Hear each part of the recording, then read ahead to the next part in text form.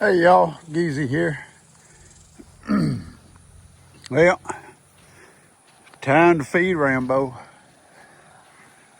Rambo was abandoned by his mama, and we had to force her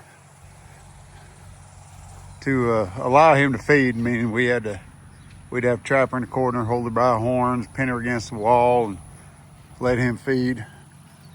And that was fine for a while, but to do that, we had to keep her pinned up, and that was hard on her. And so we did it for a few weeks, and then we started hand feeding him. And rather than milk her, we just use regular whole milk to do it. And that's fine. I mean, that's good for goats. It'll work as long as they get their mama's colostrum in the beginning. Well, Rambo, buddy, where you at? It's time for you to eat, and you're not in the barn.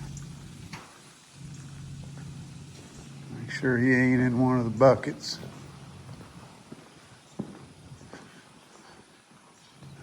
No, he ain't in none of the buckets. All right, let's go find the goats.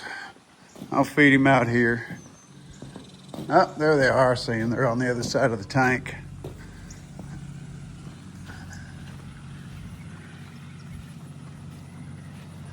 So anyhow, we have to feed him, and he's slowly gaining weight. He's gained 3 pounds in this last week. He's going to be a runt. It's a shame, his mama rejected him. She had twins,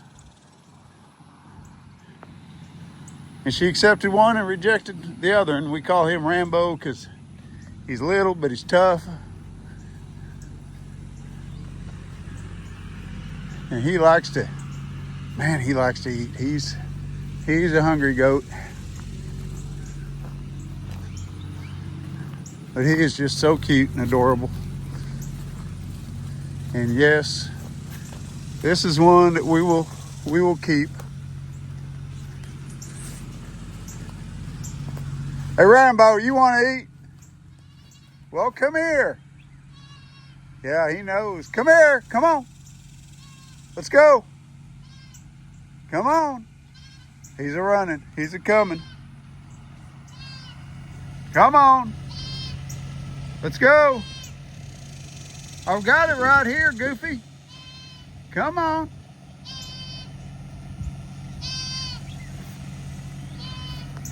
Come on. There you go. There he comes. Yeah. He knows what's up. Come here. Hang on. Hang on. Hang on. Let me sit down.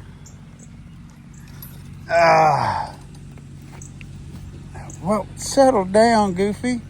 Settle down. Here you go. You think he's starving. Look at him go.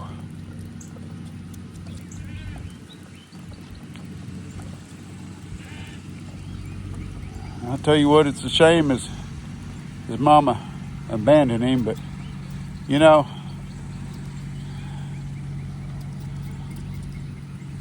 it's a pleasure to take care of them and to raise them and hand feed them like this. There's a joy to it. It's not a trouble at all. And we certainly enjoy taking care of the little ones, and they're just so cute. And he's getting 9 ounces here, but I guarantee he's going to want another 9. He ain't going to get it. He'll skyr. Now here's the thing though.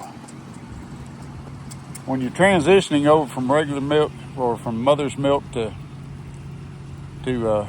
cow's milk, you've got to transition slowly. Give them mostly mothers and a little bit of whole milk, and then a few feedings on down the road, you give them a little less mother's milk, a little bit more whole milk, and you got to do it gradually because otherwise their system can't handle it and they'll skyr. And skyrs when they get diarrhea. Of course, then they dehydrate and then they can die. And that's true of all animals.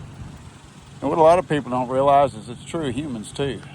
We see that in the community world where, go on, buddy, it's gone. There ain't nothing but air left. Yeah, it's all gone. I know you want more, but that's it. That's it. Yeah. Oh no. Oh no. Head scratches is all you get now. Anyhow, so it's true with humans in the animal world, in the carnivore world, where we've got to. We really should transition slowly. Now, I didn't take my own advice. I didn't do it. I went ahead and jumped right in. Both feet just started straight out on meat, salt and water. And I went through the typical 30 days of scours myself, which, I had IBS for over 30 years, so constipation and diarrhea was pretty common to me. So it didn't bother me that much. For some people, it bothers them a lot. But that's just it. Your system can't just handle a radical change. In animals, it can kill them. This happened years ago in Florida, where they had a hunt where the Everglades, I guess it was the Everglades area, rains would come and flood the area, and there'd be islands out there. And on these islands, there'd be deer trapped on it. And so the Parks and Wildlife, they would come in there and they would do a survey of the islands, and they'd issue so many tags for each island. Some islands were off limits, and some islands, you're allowed to take 2 or 3 deer, whatever. They'd issue these tags. And some animal rights activists come in and thought, oh, no, that's cruel. Don't kill the animals, we'll take care of them. We've got 300 people with hundreds of airboats, and we'll go in there and we'll feed them, we'll take care of the animals. Well, they'd already issued about half the tags, so they took it to court, and a judge ruled. He says, okay, half the tags already been issued, so go ahead. We're gonna hunt those islands. But, I'm gonna give the animal rights activists a chance to prove themselves. So he stopped the issuing of the tags. So season comes along, the hunt begins. And the animal rights activists, to start with, they got handicapped because out of all the hundreds of airboats they were supposed to have show up, one showed up. And just a handful of people. But that didn't deter them. They managed to secure helicopters and airboats and a few more airboats. And they went out there and they dropped hay to the deer. Well, after the season was over and the floodwater started to recede,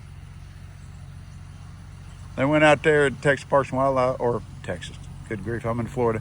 Florida Wildlife went out there and did surveys of the herds. And on the islands where tags had been issued, they might have had 10, 15 deer, issued 5 tags. There's 10 deer left or so. All of them were healthy, well-fed, plenty of browse to graze on. And so that worked well. Then they go and check out the islands where the hunt was stopped, and all they found was dead deer. Now, these dead deer all had full bellies, but there was bellies full of hay. And this was something they weren't used to eating. Their stomachs couldn't digest the hay. They were used to digesting natural green forage. And hay is not natural to them. And so they starved to death with full bellies. And so this is why animals have to be transitioned slowly. My wife was a horse trainer, and she would, anytime she got an animal in to train, she'd have to ask them, so what are you feeding? How are you feeding? And she would eventually transition them over to what we're feeding. But because, we can't have all different kinds of feed for everybody, when you got a bunch of horses in training. So we'd eventually transition them over. But in the beginning, we've got to do it slowly and bring them along to where they can adjust. And humans are the same way. Now, granted, it doesn't kill us. We're tougher, but it's what makes us sick. It's what. Look at it. He wants that bottle, by golly. Give me some more milk. You can't have no more milk, buddy. You're done. You'll get sick. You get too much. Go browse. Go find some grass or weeds. Yeah, he ain't giving up on it. He knows he's got to be some more. I can smell it. I don't want to get it all dirty. Come here. I'm telling you, there's no more, sweetie. There's just that little bit. You done drank it all. That's all you're getting. So anyways, that's just letting you know. Just thought I'd talk about it. If you're starting carnivore, and you can handle it, start slowly.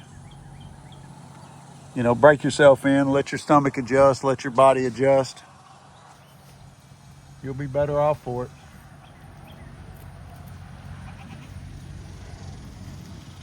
All right.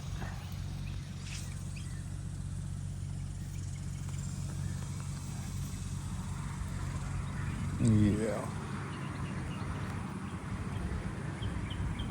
That's Rambo. Ain't he the tough goat? Loves to be scratched.